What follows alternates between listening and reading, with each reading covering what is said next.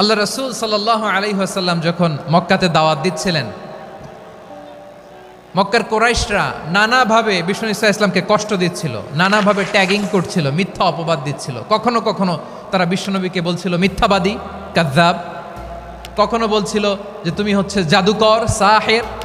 কখনো বলেছে শায়ের, মুহাম্মদ তুমি কবি। বিশ্বনবীকে যে এই 5টি অপবাদ দেয়া হলো, আল্লাহ তাআলা এটা সহ্য করেননি। এই 5টি অপবাদের বিপরীতে আল্লাহ তাআলা বিশ্বনবীর 5টি চমৎকার বৈশিষ্ট্য উল্লেখ করে সূরাতুল আহজাবের 2টি আয়াত নাজিল করেছেন। আওয়াজ করে পড়েন আল্লাহু আকবার। রব্বুল আলামিন ডেকে বলেন, ও নবী, নিশ্চয় আমি আপনাকে সাক্ষ্যদাতা রূপে প্রেরণ করেছি, সুসংবাদদাতা রূপে প্রেরণ করেছি, সতর্ককারী রূপে প্রেরণ করেছি, আল্লাহর দিকে আহ্বানকারী রূপে প্রেরণ করেছি, আর আলো দানকারী চেরাগ রূপে, প্রদীপ রূপে প্রেরণ করেছি। পড়েন সুবহানাল্লাহ।